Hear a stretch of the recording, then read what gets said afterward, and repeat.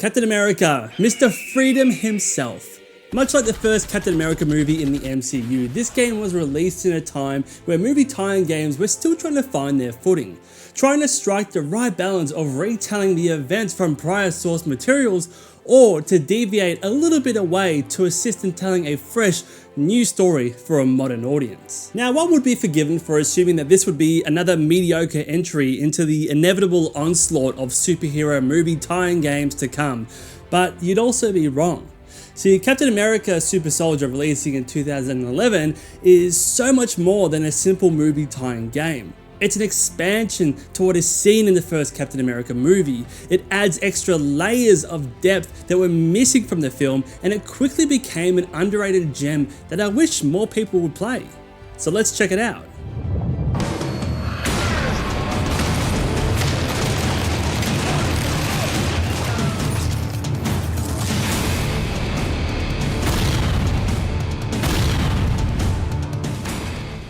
This game is set in the events of World War II, 1944 to be exact, and we are placed smack bang in the middle of the war between US soldiers and Hydra, and it takes place in a time where soldiers still believe that Captain America is used as a propaganda piece rather than someone who is actually valuable as an asset on the battlefield. The captain. He's here. Yeah. The captain. What? He's a glorified poster boy. Poses for pictures and disappears when the action starts. Cap is still in a place where people have doubts about his usefulness and assume that he's just a talking prop. That is until Captain America, with his big ass buns, flips in and saves the day.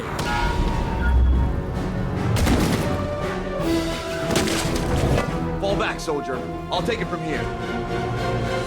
Now, as you progress to the many locations offered in this game, taking down countless enemies, you will learn that there's just a lot of things going on. There are experiments taking place on people to replicate the super soldier serum taken by Cap in an attempt to create a super soldier army. Arnim Zola has these advanced manufactured weapons in the enemy's hands, and they're all pointing towards you. You also need to rescue your friends, you find a large cock for some reason, and finally, you begin to see the interlacings of a larger story being woven through the game's introduction of the Red Skull and also the Cosmic Cube. Now, in terms of the game's pacing, it's actually done quite well. The game will roughly take you about 6 hours to complete on a regular difficulty, and that's also if you're not really going out of your way to obtain the literally hundreds of collectibles. Throughout those 6 hours, you'll come across a variety of different locales, enemy types, bosses, opportunities to unlock different moves, as well as changes in gameplay, all of which aim to keep this short experience feeling fresh. So let's get into the gameplay first. This game splits its gameplay into a few different facets. You'll have your regular combat moments, you'll have your traversal and platforming moments, and then you'll have turret moments. And for good measure too, the game will also throw in these puzzles where you'll need to overlap a matching character, and we'll see Cap play out this meme again and again and again. So how's the combat? Honestly, that's also done really well here too. Cap's combat is a mixture of heavy and light attacks, which were extremely common for a game that came out at this time. However, the difference here is that it also integrated the ability to use the shield, which would have made a generic combat system now feel fairly unique. You truly do get a sense as to how strong Captain America really is by how effortlessly he can take out regular soldiers, and the struggles that come along from facing off against much larger and much more imposing enemies is what sets the stage. This also shows the player the strength of the enemy based on how quickly you can dispose of them. If there is an enemy that takes longer time to take out, you instantly get the feeling that they are much stronger. And this isn't because they become a bullet sponge, so to speak, or that their health bar is just larger. They also hit much harder. And when you think about it, his shield is actually a complicated mechanic in this game as well. In a defensive capacity, it can block incoming attacks, it can deflect, and even rebound certain attacks if timed well enough. In an offensive capacity, it can be used to pick off multiple enemies from afar, or be thrown around the battlefield to rebound off multiple enemies that surround you while you're facing off against another enemy entirely. It really captures the synergy and partnership between Cap and his shield here, that his shield is an extension of Cap himself. Nailing this integration felt fantastic and led to many moments where the game will give you a large number of enemies, but you can easily take them out by adapting to the field and utilizing everything that this game gives you.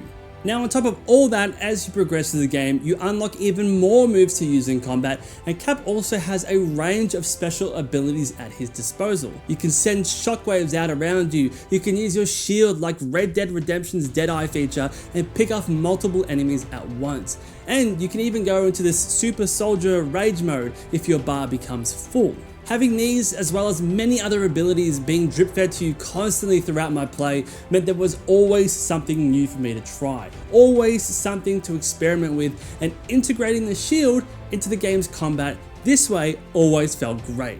They nailed it here, and it really invites players to experiment. And in that same line of thinking, the developers knew how integral the shield would be in your combat, so in a really smart but short sequence in the game, they actually removed you from your shield. Now granted, this only lasts for about 20 to 30 minutes, but by removing your shield, you also remove Cap's ability to block, deflect, or be able to use long range attacks. It forces the players to adapt a new playstyle and pushes them out of their comfort zone.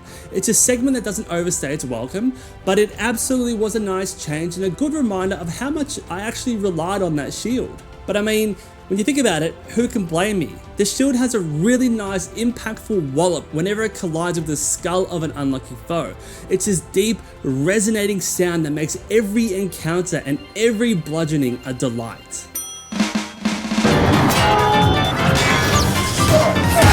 Now on top of all that, the game also lets you use your enemies' weapons against them. Suffice to say, there is a lot going on here in the combat department that will make players very happy and does a great job of selling that super soldier fantasy. But like any other good superhero game, there is a selection of suits to unlock here. However, in this game, there are a total of 3.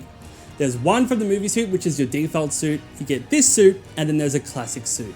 I really would have liked to see more suits in the game, as I feel that 3 is on the very low side, but I'll take 3 over not getting a choice at all.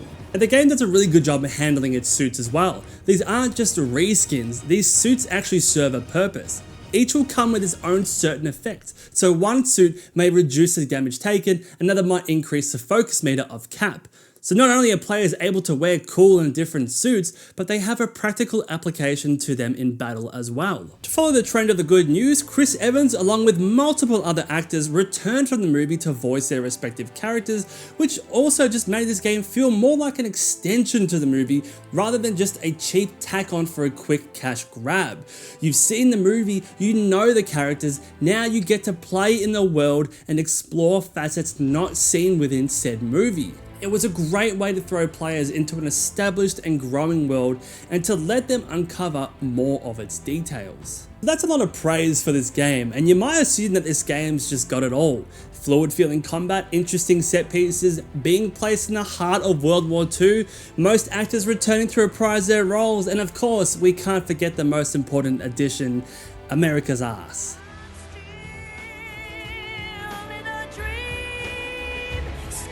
That's America's ass. But surely there would be some faults, right? For me there were, but they were very, very minor.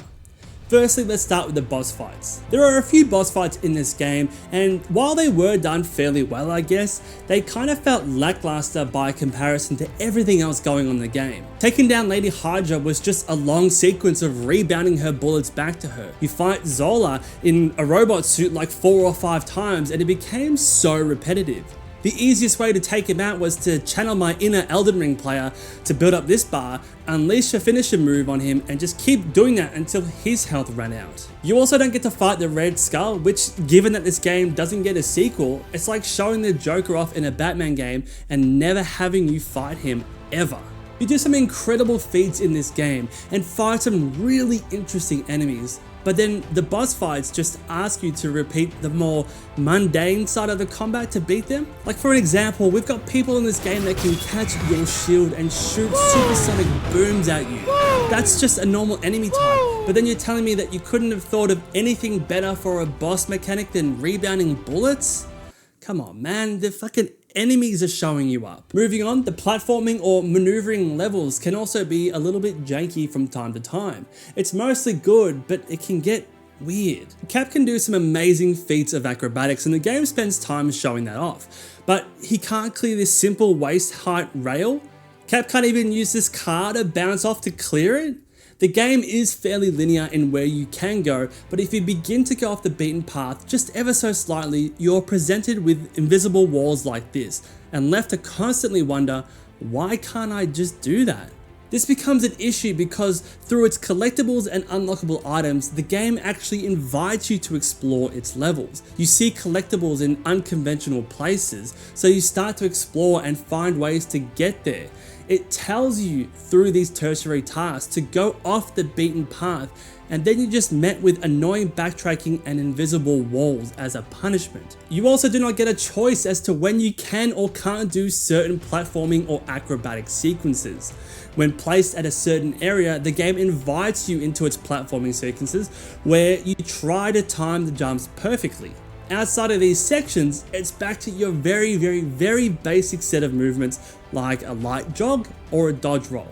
This creates a slight feeling of the game being a little too disjointed between the two facets and creates a huge disconnect between his available abilities. Seeing and knowing what Cap can do, but being overall limited throughout the non-platforming parts didn't really feel that great. You're completing levels in how you think the game would want you to complete them, rather than you being left alone and being completely immersed into Cap's abilities and finding your own way to the level's end. Now don't get me wrong, the platforming is fun and it does provide a really nice contrast to the numerous rooms and hallways of generic enemies that you fight, but I feel like there needs to be a bit more fluidity or connection between the platforming and the non-platforming sequences. Now enough bitching, because the ending of this game was actually so fucking sick. You beat this massive robot known as a sleeper by cutting its head off, which was cool. Then you see Cap just absolutely legging it out of this exploding base. And again, for a movie tie-in game, the stakes and the atmosphere were absolutely top notch. My adrenaline was pumping and I was so surprised at how much this game exceeds the usual drivel that comes from a movie tie-in game. All in all, this was just such a well-rounded, fun, grounded superhero game that aims to expand some of the time from what we saw in that first Captain America movie.